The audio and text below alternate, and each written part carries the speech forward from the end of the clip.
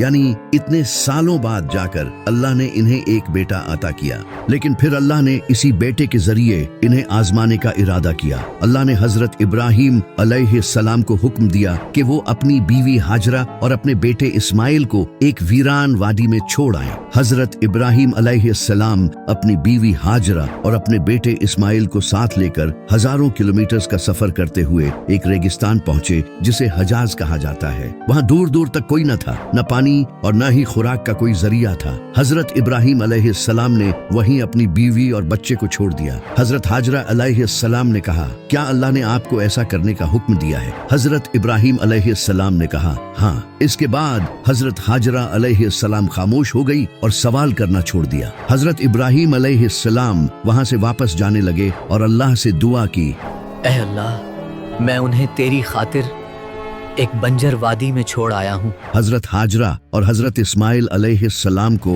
रेगिस्तान में छोड़ने के कुछ वक्त बाद इन्हें प्यास लगने लगी और इनके पास जो पानी था वो भी खत्म हो गया। हजरत इस्माइल अलैहिस्सलाम रोने लगे। सैयदा हाजरा अलैहिस्सलाम इन्हें देखकर परेशान होने लगी और अपने आसपास पानी ढूंढने लगी, लेकिन दूर दूर तक पानी का कोई निशान तक नहीं था। तो इन्हें अपने सामने एक पहाड़ दिखाई दिया। हजरत हाजरा अलैहिस्सलाम दौड़ती हुई पहाड़ पर चढ़ी और दूर दूर तक पानी तलाश करने लगी, लेकिन कहीं भी पानी नजर न आया। वो कभी एक पहाड़ पर चढ़ती और फिर दौड़ती हुई दूसरे पहाड़ की तरफ जाती और ऐसा उन्होंने 7 बार किया। इन दोनों पहाड़ों का नाम सफा और मरवा था, लेकिन उन्हें कहीं भी पानी नजर नहीं आया। वहाँ दूसरी तरफ हजरत इस्माइल अलैहिस्सलाम प्यास से तड़प रहे थे। तभी एक फरिश्ता जमीन पर आया और उसने जमीन पर जोर से मारा तो एक पानी का चश्मा फूट पड़ा। हजरत हाजरा अलैहिस्सलाम ये देखकर हजरत इस्माइल अलैहिस्सलाम के पास आई और पानी को देखकर कहा, रुक जा ज़मज़म।